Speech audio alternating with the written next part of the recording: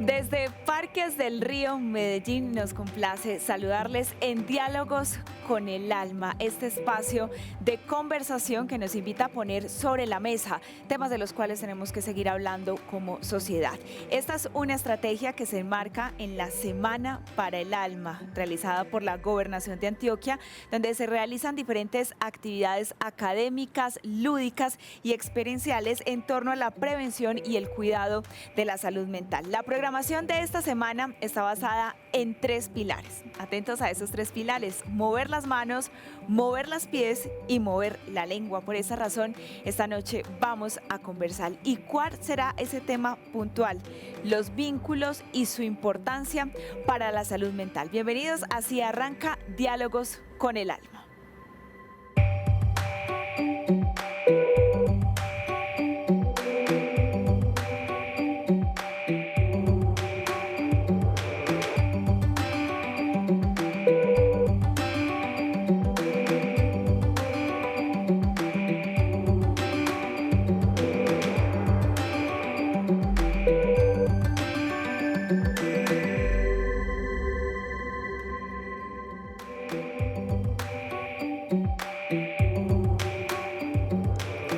Y 3 mujeres nos van a estar acompañando en esta conversación que queremos plantearles: los vínculos, la importancia para el cuidado de la salud mental. Las voy a saludar. Elisa Crack es psicóloga, asesora departamental del programa Salud para el Alma.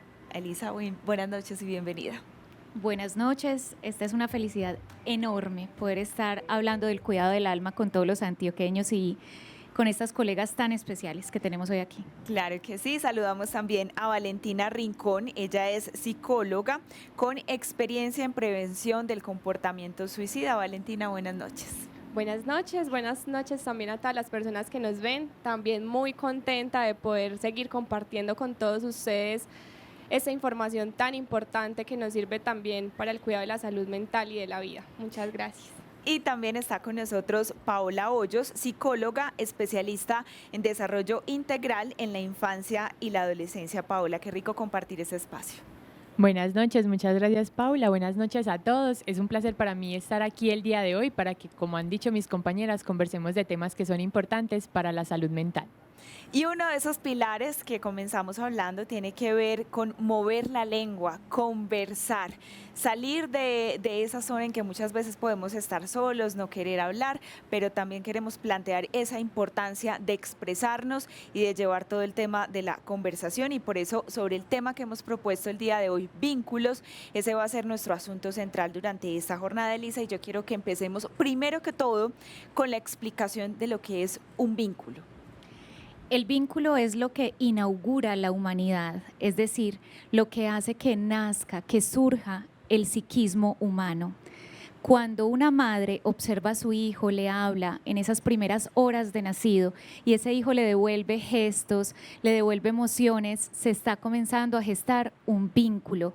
El vínculo es la base de la salud mental. Por eso quisimos hablar de este tema que es fundamental en el cuidado de la vida, en la prevención del comportamiento suicida, porque finalmente lo que nos ata a la vida es el vínculo con el otro. Cualquier otro que esté dispuesto a devolverme recíprocamente eso que le estoy entregando, esa señal de amor, de afecto, aún de rabia, de ira, eso que me vincula al otro desde las emociones, es lo que me hace humano. Y desde allí, Salud para el Alma viene trabajando fuertemente porque el involucramiento parental sea cada vez más fuerte, porque finalmente es lo que nos va a asegurar salud mental para todos.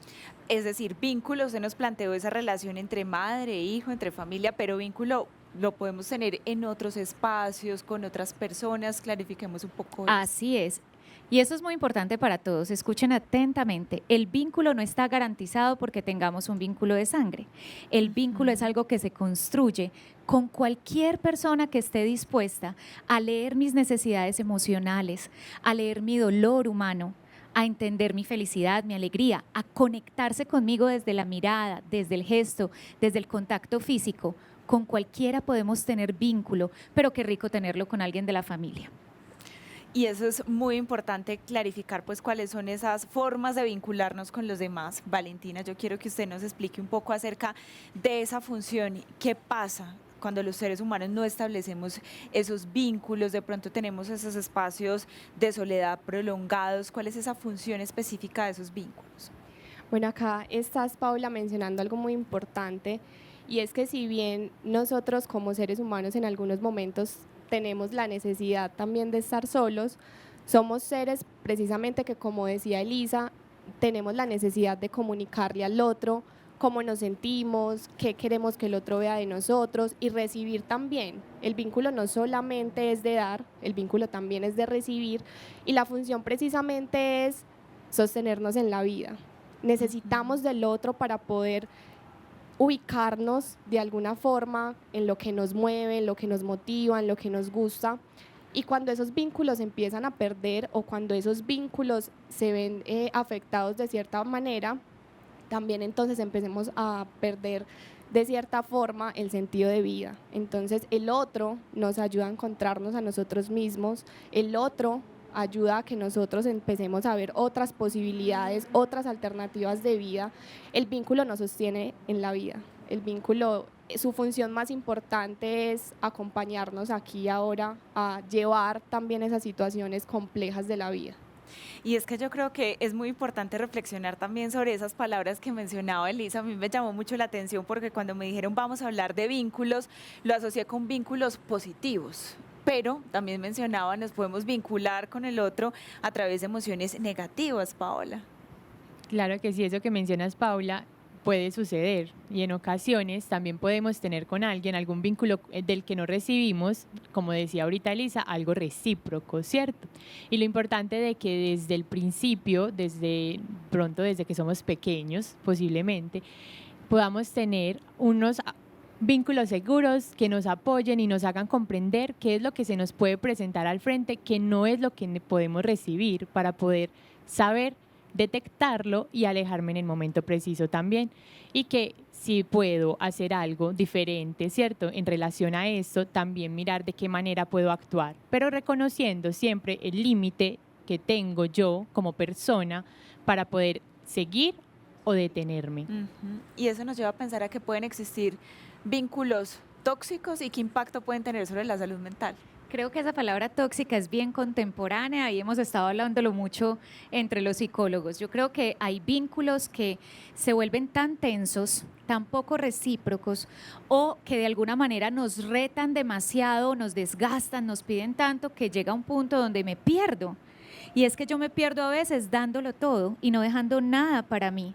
Cuando hablamos de esa toxicidad o de esos vínculos que quizás están muy frágiles o que cuestan mucho, yo creo que las relaciones afectivas no deberían costar, deberían es aportar.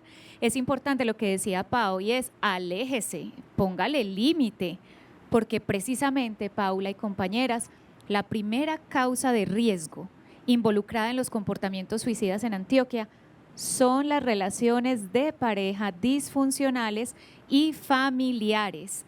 Como dice una gran amiga mía, aún los árboles familiares hay que podarlos, porque a veces hay relaciones que nos cuestan mucho. Y si bien el conflicto es necesario, óigase bien, el conflicto en una relación recíproca, en un buen vínculo, es necesario porque me hace madurar, me hace pensar estrategias de afrontamiento, cómo mantener esa relación bonita, cómo madurar cosas, cómo cambiar cosas que yo debo mejorar para poder sostener mi relación contigo. Y eso me madura, precisamente, eso es lo bello de las dificultades cuando hay una relación.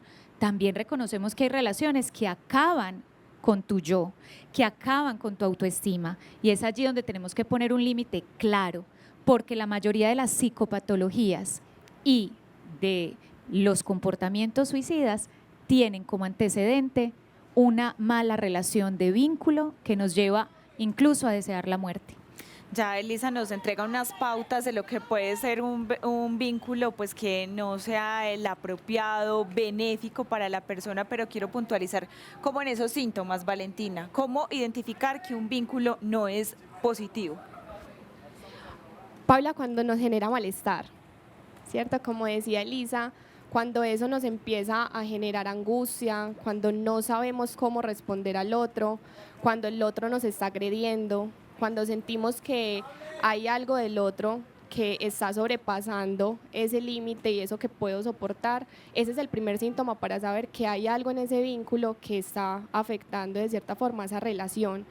Y también es importante que tengamos en cuenta que no todas las personas que tenemos en nuestro alrededor y que tenemos vínculo con ellas, si hay una situación en particular que nos está generando malestar, pues nos debemos alejar de todo mundo, ¿cierto? También hay momentos en que sentimos entonces que vamos a tener que cortar con todos esos vínculos afectivos porque no nos sentimos bien en muchos aspectos, pero también es de revisar cada una de esas situaciones que estamos viviendo, por qué nos están generando malestar, precisamente para lo que hemos nombrado, poder ir teniendo estrategias de afrontamiento en esa relación vincular.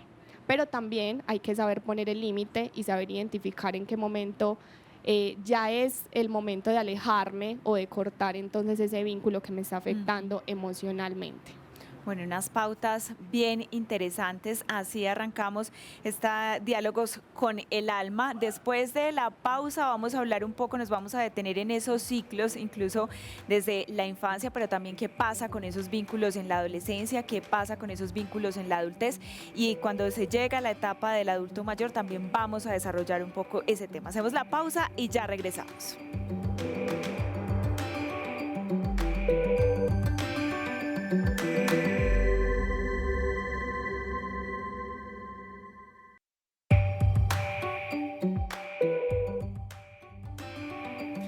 Diálogos con el alma. En este espacio reflexionamos sobre la importancia de los vínculos y nos vamos a detener en cada una de las etapas de desarrollo, empezando por la infancia, y para eso quiero consultarle a Paola sobre esa importancia y cómo se deben cultivar esos espacios en los niños.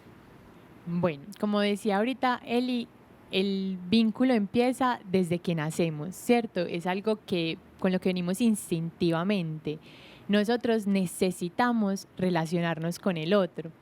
Y además venimos en un estado de indefensión. Nosotros somos totalmente dependientes a lo que pueda hacer el adulto significativo por nosotros. Entonces, dependiendo de esa pertinencia del adulto que está a cargo de mí para responder y traducir a mis necesidades, ¿cierto? Para poder satisfacer todas las necesidades que tengo, pues voy formando la manera con la que me voy a relacionar con el mundo. Empiezo a concebir si el mundo va a ser un entorno protector o por el contrario va a ser inseguro o amenazante. Y la sobreprotección ahí también podríamos definir. Claro, entonces ahí de pronto cuando estamos hablando de sobreprotección también hablamos de que el niño piensa que el mundo es inseguro, siempre necesito de otro que me proteja, de otro que esté para solucionarme. Entonces yo no, por mí misma o por mí mismo, no hago eso.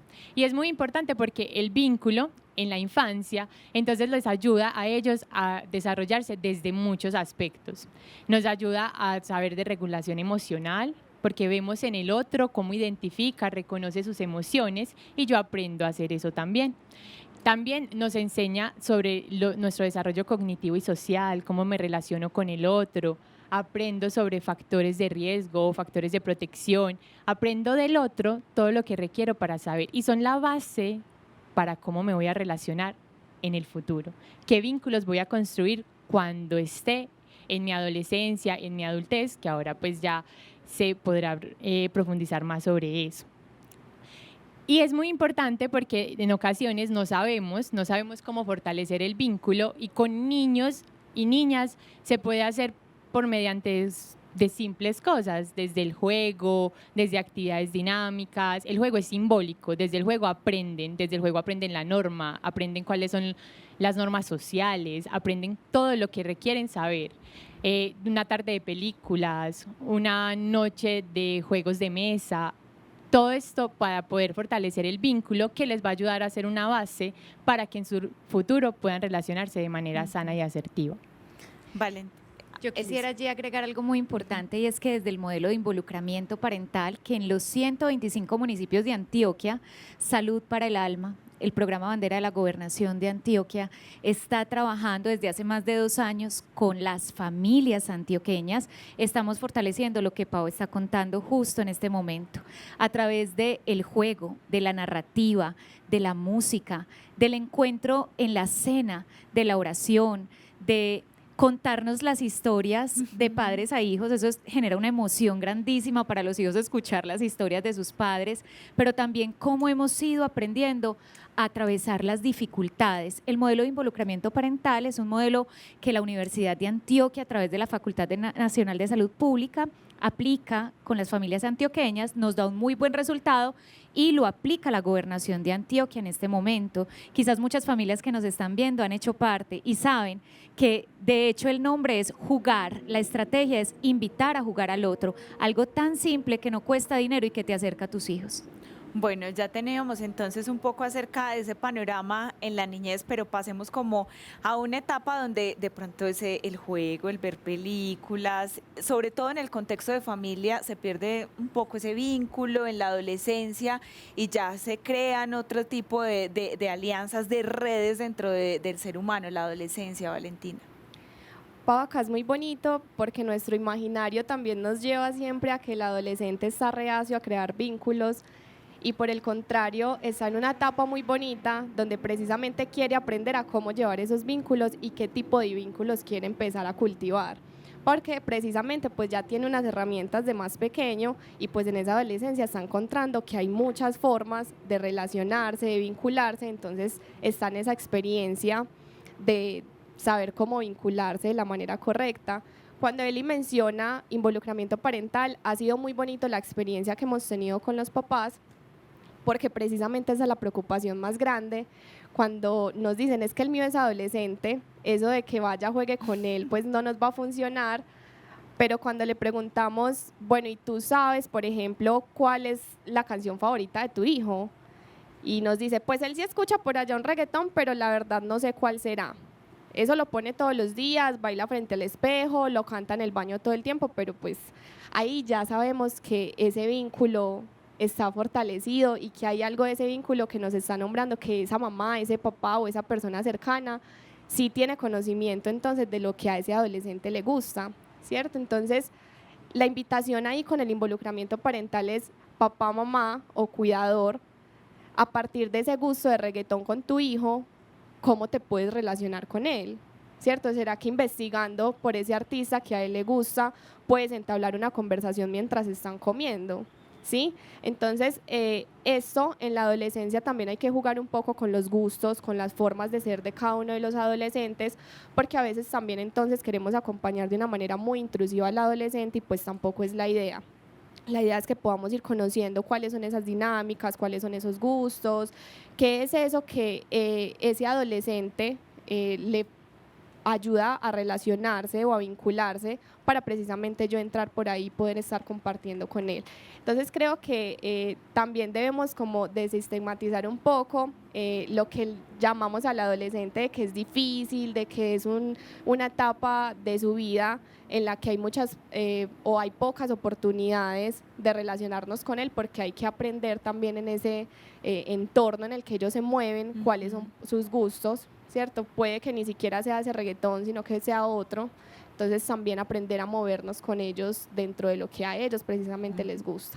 Todo hace parte como de las etapas, del cambio en el que el ser humano está constantemente inmerso. Y ahí viene la adultez, el adulto mayor, cómo se van transformando esos vínculos. El adulto mayor vuelve a ser ese niño indefenso, esos que lo dieron todo, los que nos ayudaron a tener posibilidades en la vida, llegan a un momento en la vida donde necesitan todo nuestro apoyo definitivamente para poder trasegar un momento en la vida donde quedan muy solos, porque finalmente cuando tú no aportas dinero en nuestra sociedad, cuando tú ya repites las cosas 10 veces más, cuando ya no corres a la misma velocidad, las personas te empiezan a hacer a un lado. Nuestros adultos mayores, al igual que los niños y los adolescentes, se suicidan. Y eso es algo muy complejo que tenemos que advertir. Por ser adulto mayor, el suicidio no es ajeno y encontramos que muchos de nuestros adultos mueren en silencio de soledad, de falta de acompañamiento, sabiendo que ellos son los que nos marcaron el camino. Si escucháramos un poco más al adulto mayor, si lo involucráramos en nuestras actividades cotidianas, si pausáramos el afán en el que vamos y los escucháramos un poco más, con toda seguridad, ellos nos darían incluso habilidades para la vida, nos enseñarían a resolver problemas, le bajarían el acelere que a veces llevamos todos con este ritmo de vida tan fuerte y finalmente los cuidaríamos más. Créanme, es una tasa altísima la de nuestros adultos mayores que se enferman de depresión, de ansiedad. Y hay algo muy lindo, Paula y compañeras, el adulto mayor hace proyecto de vida. Y a veces decimos, ¿y qué proyecto de vida puede tener un adulto mayor? Ese paseo con los adultos mayores del grupo de envejecimiento, de adulto mayor del municipio, ir a misa, tomar tinto con los amigos. Y hay algo muy lindo y muy de nuestro territorio. Mi hija me va a llevar, ¿a dónde? Al paseo por donde usted va, ¿para dónde me va a llevar? Y a veces eso se nos olvida. Y la invitación a nuestro adulto mayor es salud mental para él, porque ellos sí que necesitan vínculos recíprocos. ¿Saben por qué? Porque ellos en la adultez mayor pierden quizás a su parejita, a la costillita, al amor de su vida. Y son los hijos, los nietos quienes vienen a llenar ese nido vacío. Por eso es tan importante también pensar en la salud mental de nuestros adultos mayores que quedan siempre relegados por su papel en la sociedad que pierde importancia por el tema económico. Bueno, ahí está también ese panorama de prevención de la ideación suicida en diferentes etapas, pero específicamente para los adultos mayores, porque ponemos ahí también la lupa, esa creencia de que solo se dan los jóvenes, sino que también afecta a niños y adultos mayores. Hacemos una nueva pausa y ya retornamos con esta conversación.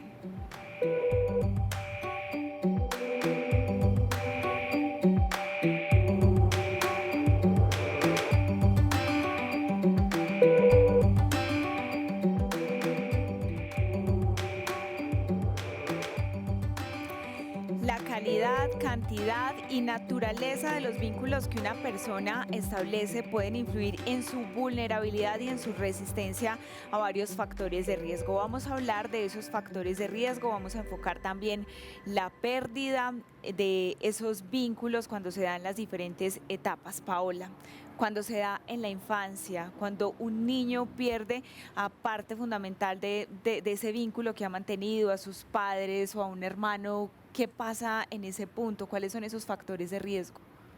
Bueno, es importante mencionar en este punto que en ocasiones desestimamos lo que sienten los niños y las niñas porque pensamos que no entienden, porque creemos que todavía su habilidad cognitiva no logra captar qué fue lo que sucedió completamente, y a veces también desestimamos si dice que se siente triste porque comúnmente creemos que la infancia es la mejor etapa que podemos tener nosotros en la vida. Y por el contrario, pues ellos también sufren, ellos también se dan cuenta, no logran simbolizarlo de la manera en la que nosotros lo simbolizamos, y eso en ocasiones lo puede hacer más complejo, más difícil, porque no saben qué nombre ponerle a esa ausencia, y en ocasiones hasta se pueden culpar, porque esa persona que ya no veo posiblemente se fue porque no soy lo suficientemente bueno, porque me porté mal, porque ayer me tuvo que regañar porque no hice esto. Entonces es importante que logremos tener una buena comunicación para expresarle al otro y al niño específicamente qué es lo que está sucediendo, que el niño pueda lograr pasar por ese momento de sufrimiento de la manera más asertiva posible, sin desestimar qué es lo que está pasando por su mente. No simboliza como nosotros, pero sí siente, y siente posiblemente más que nosotros en ocasiones, precisamente porque no alcanza a representarlo de la manera en la que nosotros podemos. No hay una referencia cognitiva y lógica de lo que está sucediendo, sino que hay de pronto otro mundo, otro tipo de mundo de fantasía, de qué puede pasar. Entonces a veces les decimos, es que se fue al cielo. ¿Y dónde es el cielo? ¿Qué pasa en el cielo? ¿Cuándo vuelve? Se puede volver del cielo, ¿cierto? Se fue a dormir. Cuando se despierta, cómo que se quedó dormido. Entonces es poder hablar con palabras claras, entendibles también para el lenguaje de un niño, de manera que podamos ayudarlo a atravesar estos momentos de dolor, porque él sabe que algo no va como debería de ir, solo que no sabe nombrarlo, y nosotros como adultos acompañamos a nombrar eso. Elisa. Aquí hay un dato muy importante a tener en cuenta y hemos estado trabajando muchísimo desde Salud para el Alma en esto, y es desmitificar que los niños no enferman mentalmente, no hacen depresión, no hacen ansiedad, no tienen un comportamiento suicida. Lamentablemente nuestros niños se están suicidando y eso da cuenta de un enorme malestar, de un dolor enorme en el alma, de todas esas circunstancias como abuso sexual, violencia intrafamiliar, abandonos, pérdidas, y todo está relacionado con el vínculo. ¿Cómo es que el que me ama y dice que es mi papá o mi abuelo o mi abuela es mi abusador sexual? El niño sí se da cuenta y entra en un enorme conflicto. Y el dolor emocional a los niños no se les traslada a ese mundo simbólico como lo nombra Paola, sino que se les traslada al cuerpo. Por eso muchos niños deciden quitarse el cuerpo, para quitarse un dolor del cuerpo que finalmente es un dolor emocional. El suicidio infantil es una realidad y hay que prestar atención cuando los niños lo nombran. No quiero estar, me siento cansado, me duele el cuerpo, esta situación de la casa me tiene triste, angustiado, y a veces no lo estamos estimando. Señales de alerta como pérdida del sueño, pérdida del apetito, bajo rendimiento escolar, nos está advirtiendo que ese niño no la está pasando bien. Y si encima tiene factores de riesgo como violencia, una crianza muy estricta o una crianza muy sola y negligente. Paula decía algo muy importante ahorita y es, se requiere calidad, tiempo, y es verdad. Nos perdimos en el mundo de la relatividad, de la posmodernidad, donde decíamos no importa la cantidad, sino la calidad. Qué pena.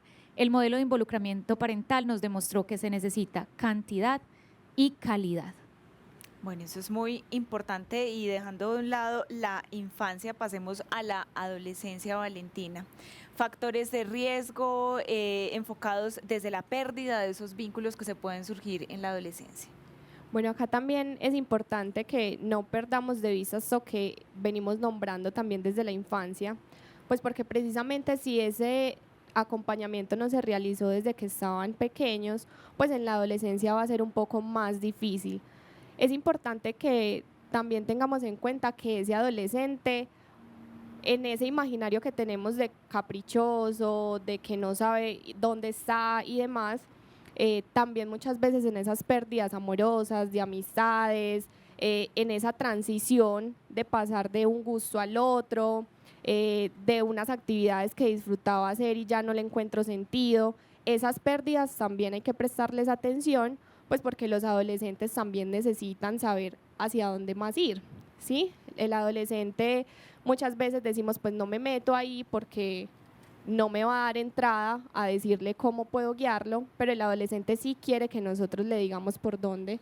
El adolescente también necesita límite para poder entonces establecerse desde un punto de partida, y en esa pérdida es muy importante, Paula, que estemos atentos, ¿cierto? Porque como lo decía Lisa, pues ese niño también siente que quiere sacarlo de su cuerpo, el adolescente también a veces, y lo hemos estado viendo con el cutting, con lo que se rasguñan, ¿cierto?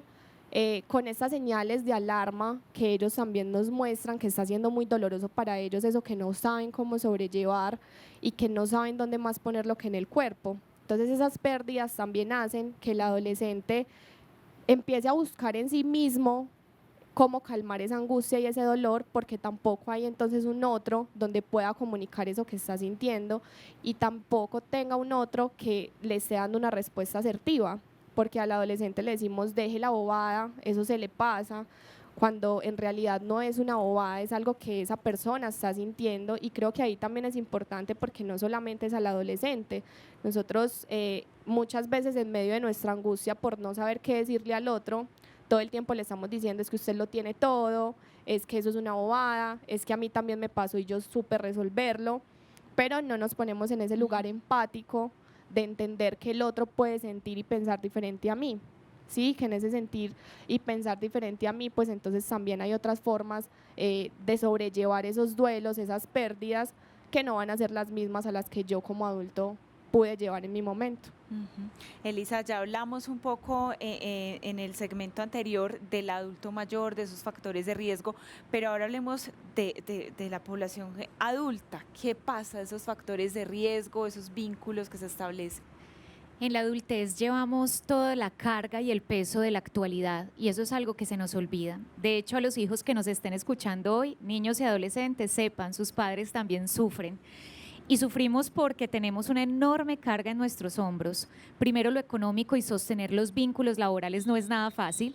El acoso escolar, no, laboral, también genera en las personas una enorme carga, porque finalmente los adultos permanecemos mucho más tiempo en el trabajo que en el hogar, y eso implica que esas tensiones que se viven a nivel vincular en el trabajo también empiezan a deteriorar la salud mental de las personas. Pero también los adultos tenemos dos grandes momentos. Uno, el momento de elegir con quién quiero pasar el resto de mi vida, y esa elección no es fácil, además de enfrentar todo el tabú social que hay con las elecciones sexuales o elección de pareja. Hoy día tenemos un estigma muy alto y hay que trabajar sobre ello, porque hay diversidad de orientaciones sexuales, y elegir genera una tensión enorme, y sostener una relación de pareja también genera una tensión muy grande. Pero también centrémonos en esos hogares y en esas relaciones de pareja adulta, donde no es fácil conservar la relación de pareja. Sostener el matrimonio por muchos años como la base y el pilar del hogar no es fácil. Los hogares, los matrimonios, las parejas requieren que los acompañemos un poco más. Las parejas a veces se casan y piensan que el vínculo ya quedó garantizado porque se casaron. No, usted se casó y debe hacer todo lo posible por nutrir ese vínculo, porque finalmente mi autoestima se va a nutrir de la calidad de mi relación con el otro. Cuando se pierde la pareja en la adultez, se siente perder la vida. Es por eso que muchas personas, ante un duelo de pareja, sienten que pierden la motivación para vivir. De allí que es muy importante que hagamos educación emocional en cómo saber vivir con nosotros mismos, y qué rico acompañarnos de otros. Pero si no hay un otro que me acompañe, darle lugar a la vida con otro tipo de vínculos, como mis hijos que me quedaron, como mis abuelos, mis papás, mi familia, mis vecinos, mis amigos. Eso es red protectora precisamente en Salud para el Alma, comprender que no solamente la vida en pareja es vínculo, también la vida de familia, de sociedad, de amigos, hace también vínculo y lazo con la vida. Ujú. Bueno, nos hablan acá también de los vínculos líquidos. ¿De qué se trata eso? Este es un tema maravilloso, incluso lo hemos tenido en nuestra agenda de Con el Alma, porque hoy día tenemos cierta irresponsabilidad afectiva muy marcada. Creo que la desconfianza que dejó las relaciones rotas de la generación anterior han generado que muchas personas no deseen vincularse desde la responsabilidad. Entonces, darle nombre a una relación de pareja, dejémoslo así, vamos mirando qué somos, y ya han pasado 10 años y nos pedimos fidelidad, pero no somos nada. Hacemos relaciones de pareja, pero no le digamos a nadie, no sostengamos un mínimo de responsabilidad por tus sentimientos ni por el mío. Tú verás si tú te haces feliz y yo me voy haciendo feliz. Entonces, ¿eso qué tipo de vínculo es? A los vínculos hay que darles nombre, a los vínculos hay que darles una cuota de responsabilidad, porque estamos hablando de que el otro me está confiando sus afectos, y eso nos está matando. El no saber y darle nombre a las relaciones ha generado incertidumbre, desconfianza, y muchas personas optan por la soledad. Y la soledad como una elección es maravillosa, es un parche, pero la soledad a la fuerza, cuando no hay una claridad en los vínculos, a eso le llamamos vínculos líquidos, según Zygmunt Bauman. Ojo, cuando no hay claridad en las relaciones, también empezamos a sufrir. Y es muy importante darles a las cosas nombre, responsabilidad, y disfrutar, por supuesto, de ellas. Elisa, yo no me quiero alejar mucho de un término que usted utilizó ahorita, redes protectoras, porque ya hemos pasado por un panorama de definir los vínculos, también de algunos factores de riesgo, dimos como el panorama crítico, pero dentro de todo eso también hay que hablar de esas redes de protección. ¿A qué nos acercan los vínculos? No hablamos solo de relacionarnos con el otro, hablamos también de relacionarnos con nuestros entornos, con la naturaleza, con muchos aspectos de la vida del ser humano. Por eso yo quiero que hablemos acerca de ese papel, Paola, de las redes protectoras. Bueno, las redes protectoras son la articulación de diferentes planes, programas, instituciones, ¿cierto? Que están trabajando en la promoción de la salud y en la prevención de pronto cualquier problemática en salud mental. Entonces, lo que viene a hacer las redes protectoras es un lugar en el que las personas, por una parte, se puede fomentar hábitos de vida saludable, en el que se pueden tener apoyo emocional, porque encuentro a un otro que está dispuesto a escucharme, que está dispuesto a estar para mí en mis momentos de poca claridad posiblemente. También es un lugar en el que puedo recibir la orientación que necesito, Por ejemplo, las redes, cuando están entonces instauradas, las personas saben a dónde me debo de dirigir para recibir cierta ayuda según mi necesidad. Entonces, cuando algo está sucediendo, puedo obtener la respuesta que necesito en ese momento. Y también en estos lugares, en estos espacios, puedo también tener vínculos, ¿cierto? Me relaciono con el otro y que eso, los vínculos también ayudan a promover la resiliencia. Cuando yo sé que tengo un apoyo seguro, un apoyo confiable, estable, puedo enfrentar las problemáticas que se me presentan con más seguridad, con más confianza en lo que voy a hacer. Entonces, cuando hablamos de redes protectoras, estamos hablando de que va a haber una comunidad que va a ayudarme a poder estar de alguna manera aquí y ahora de pie, sosteniéndome fuerte, y que además en todos estos beneficios que trae la red protectora también está que hay prevención y detección temprana, porque hay alguien que sabe qué está sucediendo en ese entorno y nos puede dar todas las orientaciones que necesitamos y requerimos. Bueno, ya en unos minutos vamos a puntualizar un poco más acerca de esas redes protectoras. También vamos a tener las conclusiones de este espacio. Pausa y ya regresamos.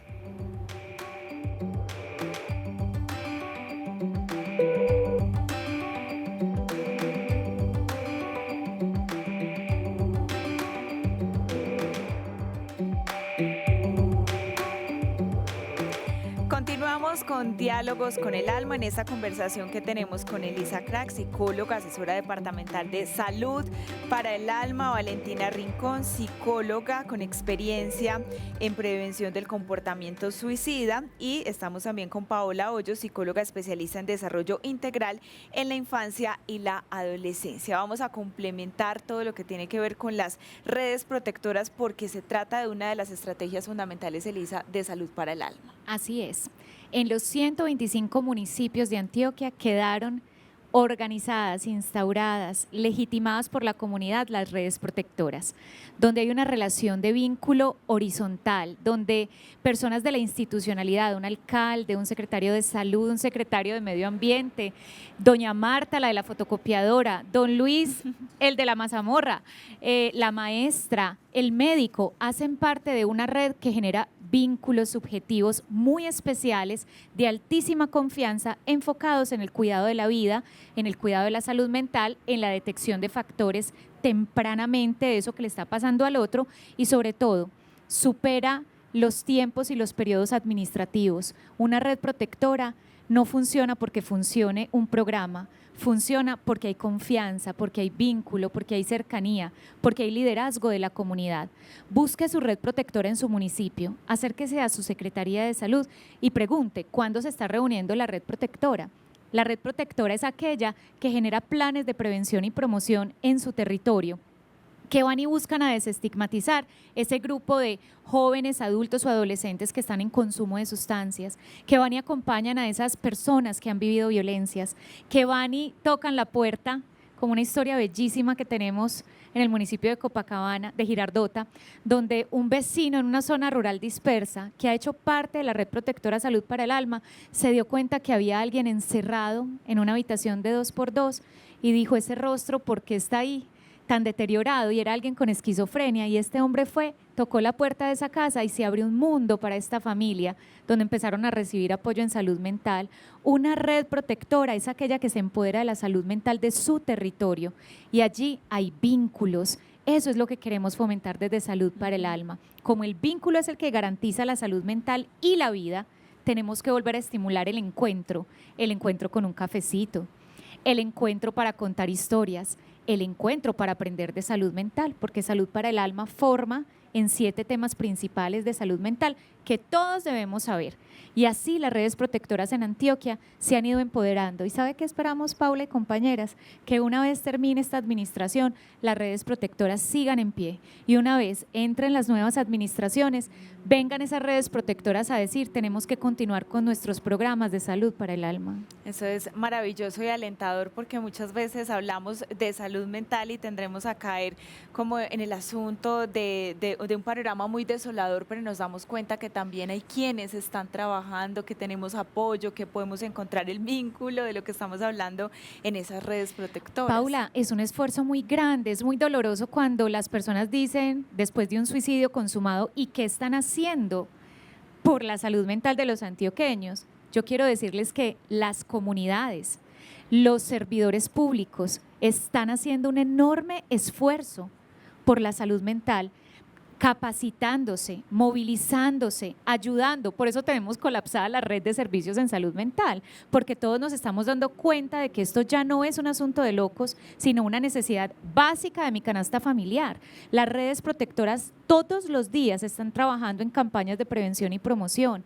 Los suicidios que estamos teniendo, a decir verdad, son la consecuencia de años, de una deuda histórica de no haber atendido la salud mental. Pero como los antioqueños en este último periodo han estado trabajando tan fuerte por la salud mental, nunca. Tanto así que tenemos una red protectora con el Metro de Medellín y los 10 municipios del Valle de Aburrá, pero asimismo en todas las subregiones de Antioquia, redes grandes y fortalecidas encargadas de todo el tema de salud mental y haciendo presencia en los territorios, exigiendo que las políticas públicas se cumplan, porque finalmente es un recurso sagrado para la salud mental de los antioqueños. Y eso nos habla justamente de esos vínculos como sociedad y algo muy importante, la empatía. Valentina, yo quiero que puntualicemos en esa palabra que es clave dentro de esa red protectora, pero que todos podemos hacer parte de esas redes dentro de nuestras familias, dentro de nuestro entorno laboral, académico. Bueno, cuando hablamos de esas redes protectoras en los 125 municipios, creo que las personas que hemos estado de alguna forma acompañando esos procesos comunitarios, nos hemos dado cuenta que los seres humanos somos muy empáticos. Cuando Eli dice, tenemos al tendero, tenemos a la manicurista, tenemos al peluquero, tenemos al barbero, es real. Nuestras redes protectoras están conformadas por gente de la comunidad, que están acompañadas por profesionales, sí, pero son ellos quienes se empoderan. Y cuando empezamos a conversar un poco acerca de la situación de salud mental, nos damos cuenta que la empatía es la base de esas redes protectoras, de comprender que hay otros que tienen dificultades diferentes a las mías. Ha sido muy bonita esta experiencia también, porque no solamente hemos llegado a la zona urbana de los municipios, sino también a lo más disperso de ellos. Tenemos municipios, y tengo la fortuna de acompañar municipios que tienen ruralidades a 6 horas de la cabecera municipal, y que hoy en día son esas personas de la red protectora quienes se desplazan a 6 horas a acompañar a una familia, a entregarles un número telefónico al que se pueden comunicar, a contarles que les van a llevar los servicios dentro de 8 días, porque con la comunidad y la Secretaría de Salud se reunieron y formaron una red para poder ir a acompañar a esa ruralidad dispersa, a esa ruralidad lejana, a esas personas que en verdad lo necesitan. Entonces creo que esa base fundamental de esas redes protectoras es la empatía, es de saber que hay un otro que necesita ser escuchado. Y cuando hablamos también de empatía en los vínculos es saber que puedo entender cuando el otro también quiere estar en silencio, cuando el otro también necesita ser escuchado.